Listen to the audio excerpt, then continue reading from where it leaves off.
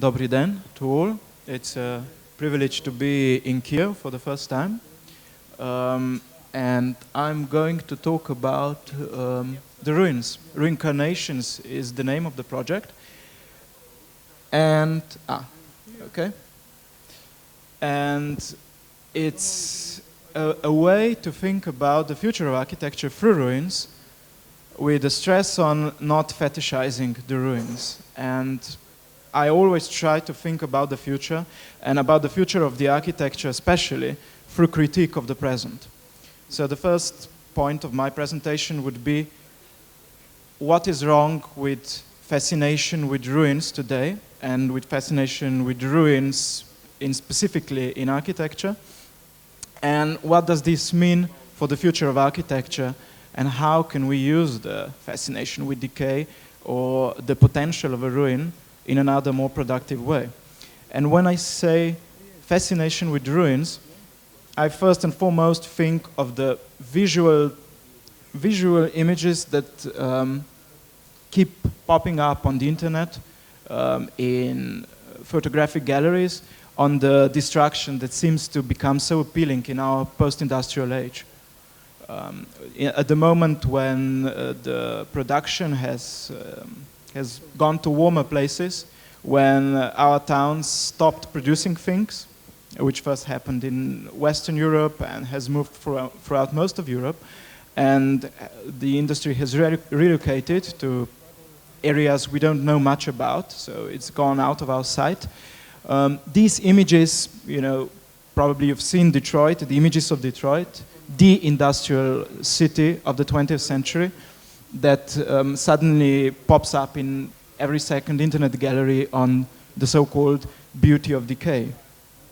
But I don't mean only post-industrial ruins, I mean also political ruins, and this is an image that's obviously well known for you here. And the visual power of ruins is inherently political as well, not only economic. And I thought it's very interesting that an artist did a painting of the same scene, so Maidan Nezalezhnosti in ruins, as a painting, which reminds me of an 18th century artist that did similar kind of stuff, that tried to capture political potency of architecture through making it ruinous, as if this is the permanent state, without people, just the architecture being destroyed, as this is politically really powerful stuff. And I'm not talking only just about these kind of political or economic ruins, also natural catastrophes. Some kind of imagery of sublime is still alive and well as it was in the 18th century. This is a glaze ice in Slovenia 2 years ago. And the first thing that came up with this natural catastrophe were these images of fascination, how quickly our infrastructure, our everyday structures became crippled, became destroyed by this sublime power of nature. And about futurism, as another member of Future Architecture Platform also nicely pointed out, Anna Janic, we seem that we have problems thinking futurism as it existed in the 60s and the 70s with these UFO-like structures with futuristic forms. We have problems thinking about them in the other way than as ruins. This is a Budluja monument in Bulgaria that is one of those places that seem to pop up everywhere, together with Detroit, together with some other structures, that every photographer that has a bit of time needs to go and take his or her own picture of it. So something that was ultimately modern and something that in a way encompassed belief in the future of architecture in the 60s and the 70s can now only be visualized as destroyed, as in ruins. But I don't want to make this a very pessimistic view, and nor do I want to say that imagining world in ruins is something new, that's something that is existing only now in our post-industrial age. It's actually something that has existed all the way from the start of political and industrial changes that shook 18th century Europe and later the world. And one of the most powerful images that show this is this figure of New Zealander. It's a person from New Zealand, which was only colonized then for the first time, is depicted in London, or better, in the ruins of London, drawing St. Paul's Cathedral as if he's in Rome, as if he's on one of those grand tours that people made in the 18th century, sketching the ruins of Rome. He's doing the same thing with London in historic time when London was at its peak of its power. So London was ruling a third of the globe. It was the first and most awesome power in military and particularly in economic terms. And yet the Victorian Londoners were fascinated by someone coming in the future from some of very local and faraway colonies and depicting their own very powerful world in form of ruins. And I think that this points that the ruin is something that gains on power, on imagery power, especially in the age of modernity. So when industrial production starts, when political concoctions with the French Revolution and all of the other things become a reality, the ruin becomes a very powerful object, not just a decaying object, not just an object that's not needed by anyone, but an object with immense potential.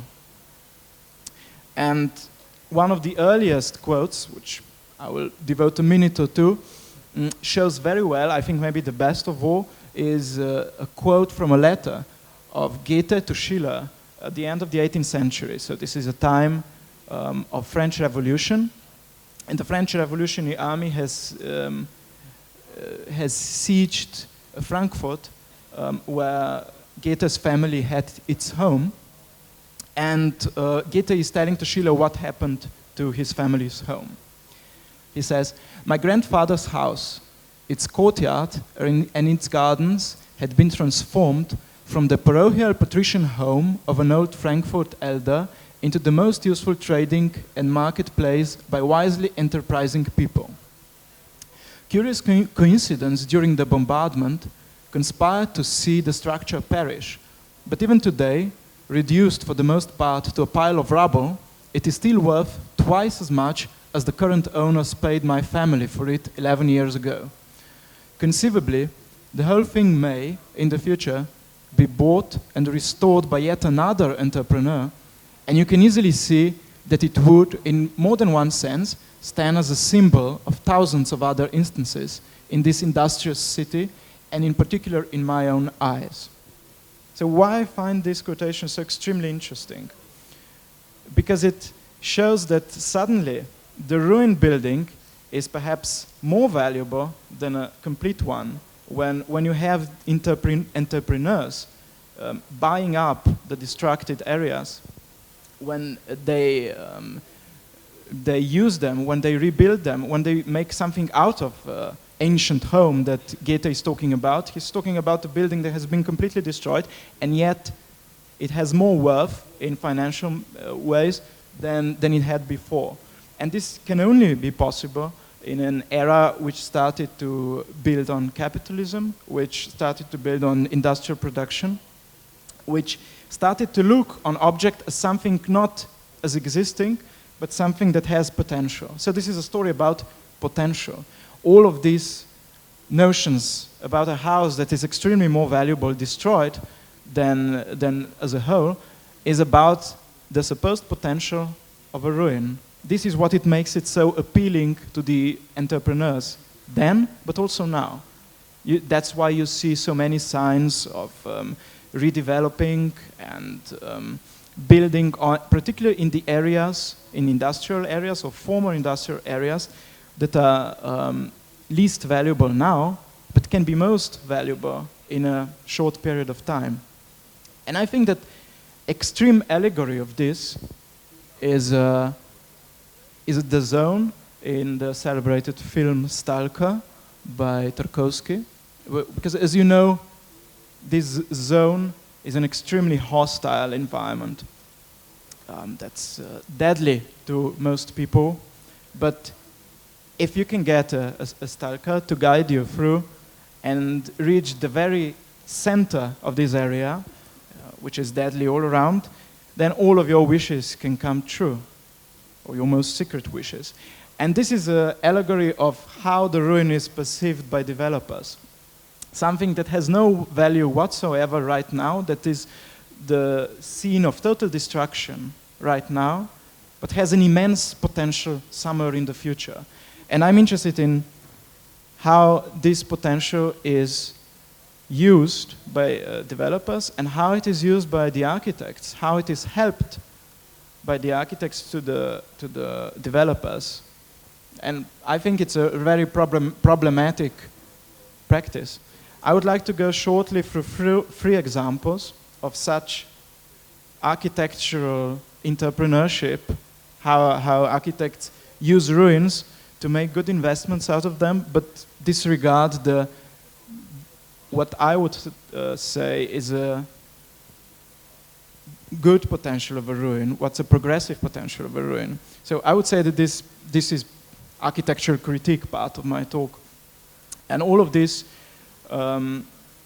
three buildings are in Zurich. They're in a former industrial area of Zurich called Escher Wyss. And all of those were in some way or another industrial objects themselves. The first is this Schiffbau building that used to be a production hall for ships, which has been converted to a theater building. There's nothing strange about that. It's a big hall that's obviously flexible. You can put everything in.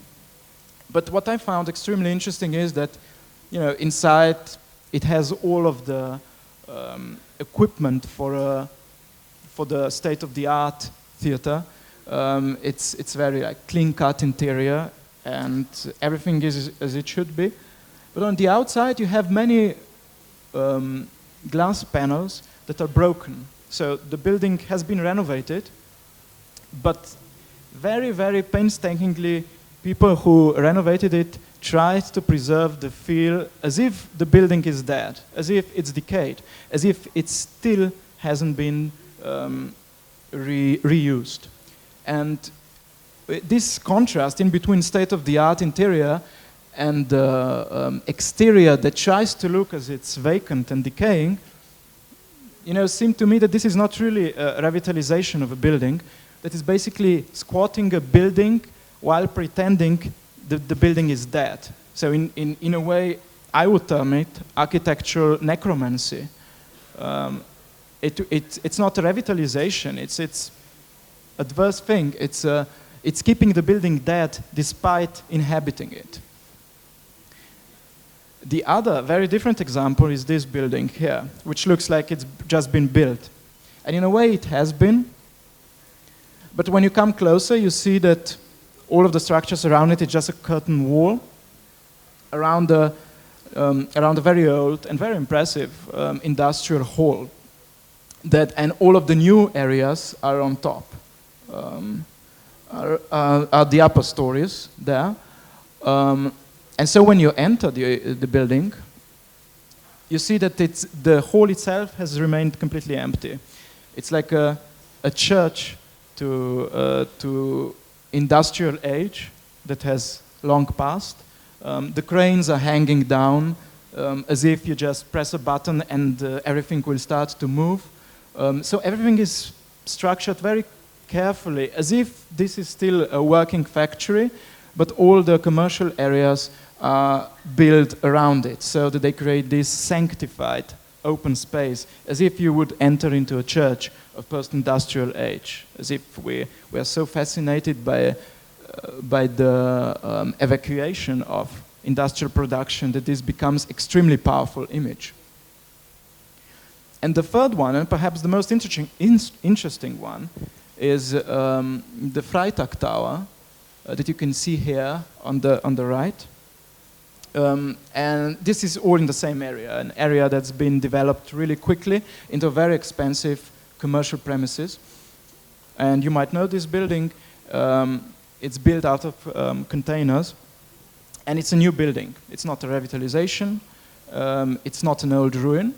And yet, these containers are all very rusty, worn. They try to communicate as if they've been constantly reused until someone recycled them and put them into this rather impressive structure.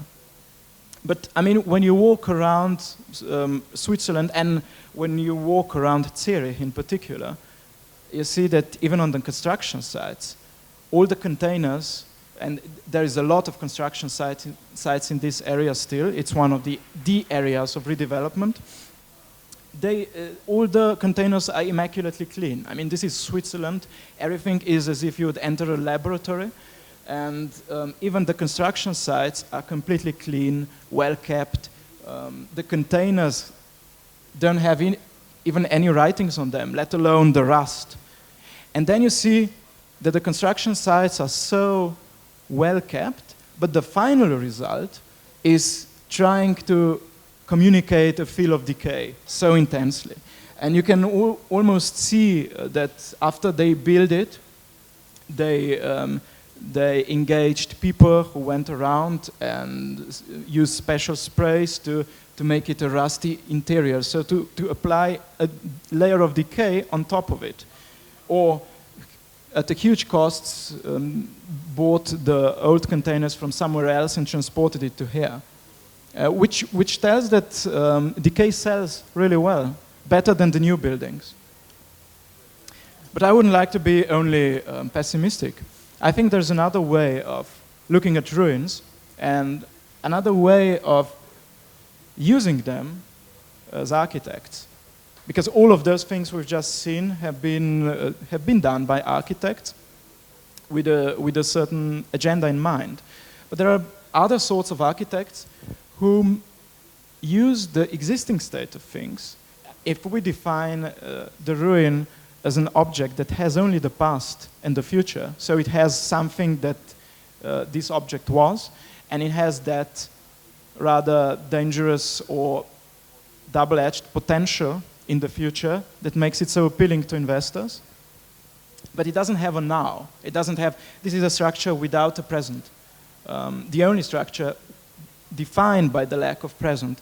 Well, this was well recognized by Lacaton and Vasal, which I think is still one of the most interesting architectural firms in the world, in this respect at least, with their renovation of this Place Léon Aucoq in Bordeaux, which, as you may know, is a renovation that to most people isn't a renovation at all. They have been commissioned to renovate this square as we see it, and it was meant as a starting point of a mayor who has just been elected, and he wanted to show his people that they elected the right man, and that he will renovate all the decaying urban places in the town. And they went to the square and observed the people there. How did they act? How did they react? How did they use the space? How the space is lived in by the local people. And they didn't find any reason to change anything whatsoever. So the whole architecture project just consisted of the set of rules how to keep this area as it is. To change the pavement, to change the area on the floor, to keep the benches, and that's it.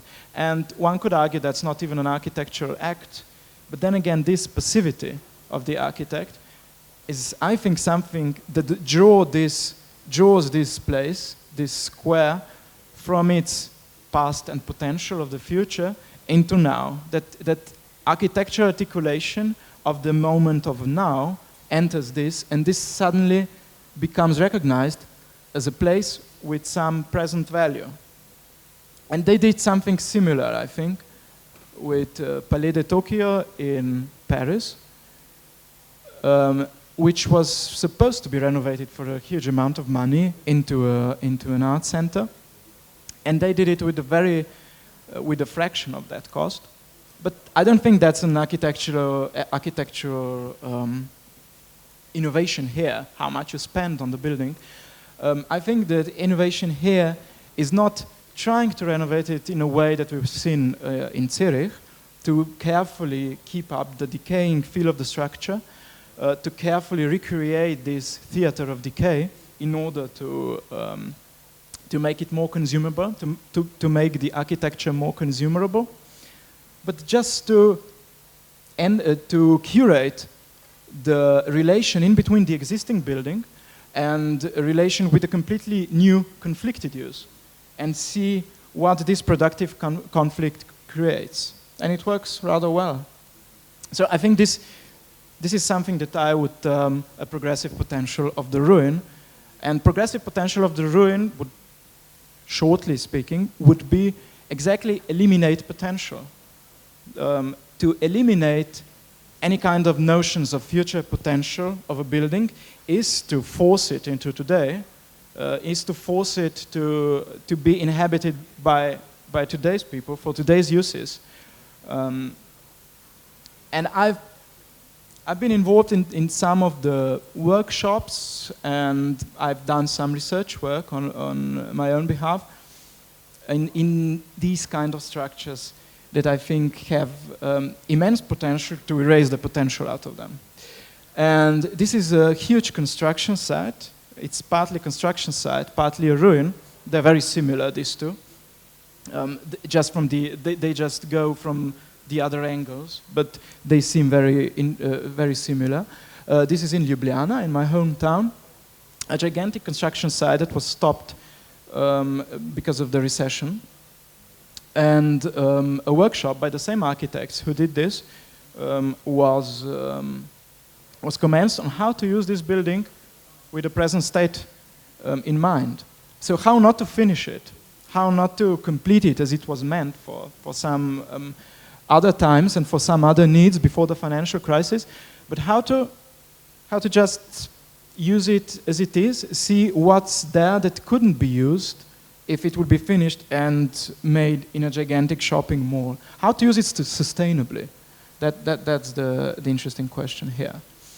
And a rather, maybe even more extreme example of this gigantic ruin/construction site, again, in Montenegro, which is both things at once. Again, it's a ruin because it has been decaying for 30 years, and it's a construction site because it never has been finished, and it's a revolution home.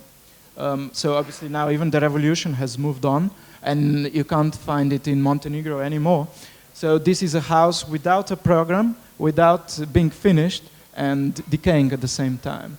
There has been a very interesting competition just recently, where I've been one of the jurors, that showed this problem of architects, how to think of the unfinished buildings, how to think of buildings that are not completed in architecture way, how to take your hands off the project at the right moment in order not to complete everything. I mean, you can say a building is finished, but that also has a double meaning, in English at least, right? If you're finished, you're dead. So, I mean, it would be interesting to finish a building before it's literally finished. I think that has something to do with the way that Lacaton and Vasal are doing with their projects as well.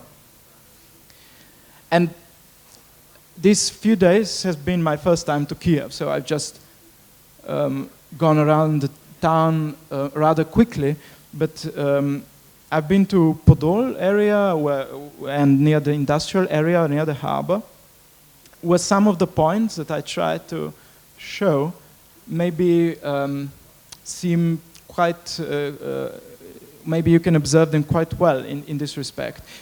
Obviously there are unfinished construction sites, but you have this strange link in between the existing ruin and appetites for the developments. I mean, they go hand in hand, as I tried to illustrate before.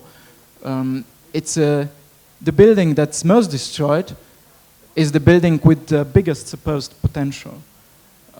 It's something that I think it's rather uncanny, and that it should be a matter of critique by the architects, in order that the architects wouldn't be just accomplices to the current supposed needs or current building of the potentials in the eyes of the investors, but they would rather be more of a urban whistleblowers, if you wish, that they would try to articulate something rather more interesting than trying to preserve this decay, which I think is rather nihilistic, that they would try to curate the existing state of buildings with existing uses and then stand off a little bit and see what this creates, and perhaps enjoying this urban productive conflict, as I would define it. I thank you for your attention, and if anyone has any questions, I would be glad to answer it.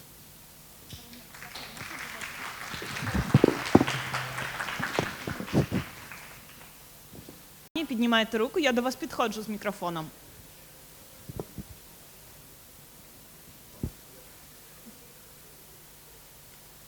Питання ви можете задати на українській чи російській мові, якщо вам так зручніше.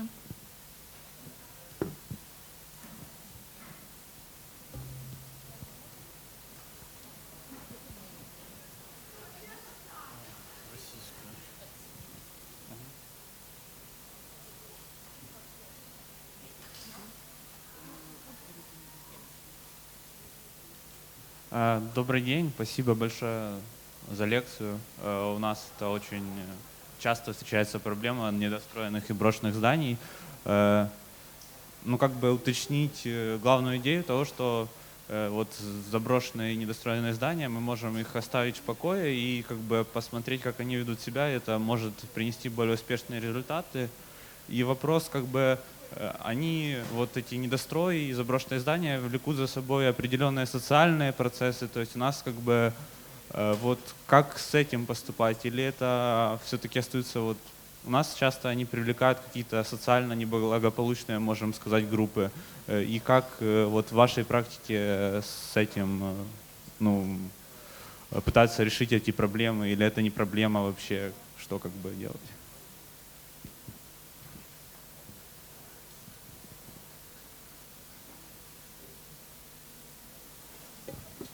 Okay, thank you for the question. I think it tackles one thing that maybe I didn't have time to go in, and that's what it makes it extremely interesting to answer this. I think that the ruin, outside of this developers potential that I've been talking about, it can only exist as an outsider. So, I mean, in a society, the ruins are always outside of a everyday normal life. So that makes it a perfect object for inhabiting, for people that are also considered outsiders to live in ruins. Both people that are outsiders and buildings that are outsiders come in a way naturally together. Well, that's a way to look at it, but I think that the progressive way is to try to use supposedly the ruins for everyday mainstream functions. So that this shouldn't be a technique for housing alternatives or for housing outsiders only, but also for very, very mainstream acts. In a way, I see it as a mainstreamization of the ruin would destroy the notion of the ruin itself. If you don't think of an object as garbage, as a result of a process, as just a waste process, and if you live in it, like people live in developing countries, the notion of a ruin disappears. I'm not saying that means that we would all need to live in squalor or in distracted areas. I just think that architects, as well as the power relations in general in society, shouldn't acknowledge the notion of waste. So to live in waste basically means to discard with the notion of waste. The ruin would cease to exist if the mainstream functions would start to inhabiting it. And I think that we should approach this not with carefully preserving the building necessarily as it is, but just using its layout, using the way it is present in space, to use it as a starting point, with an architect being just a curator, to use the existing point of things and to use existing functions and then creating this productive conflict. I think the danger of using the decaying spaces or spaces that are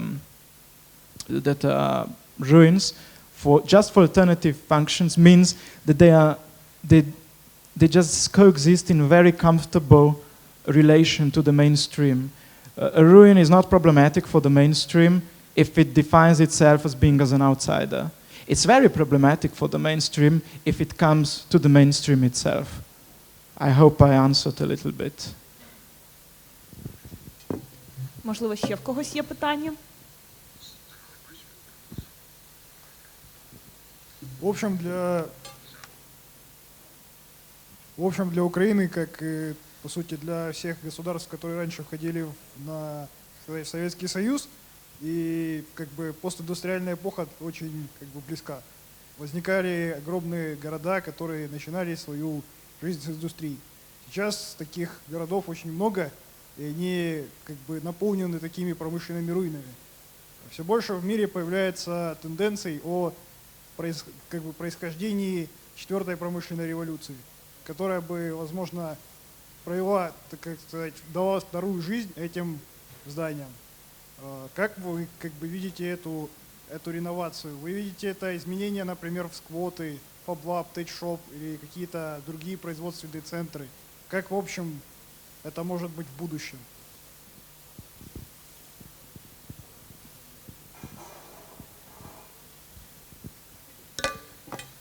Thank you for the question.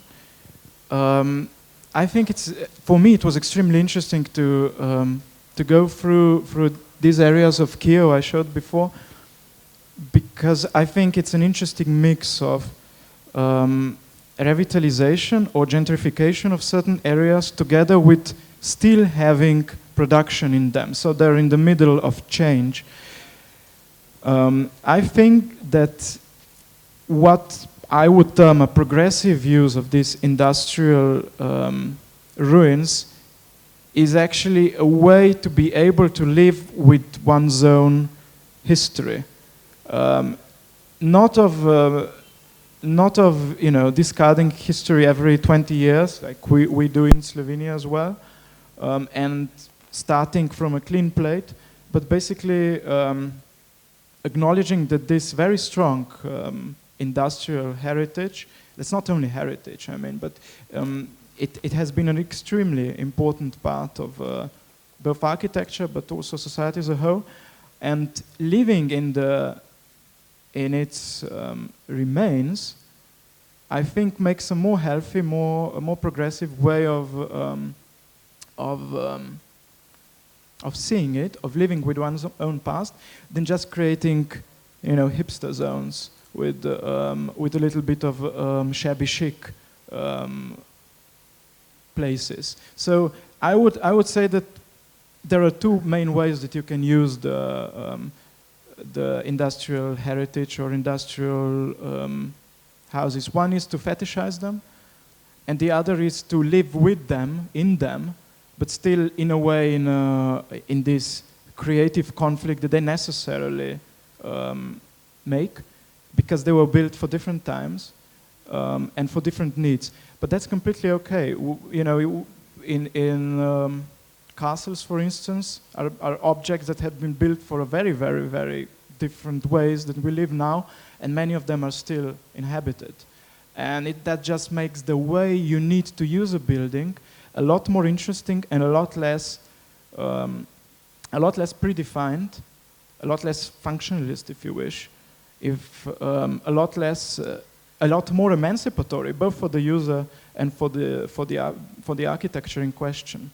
I hope I answered a little bit of your question.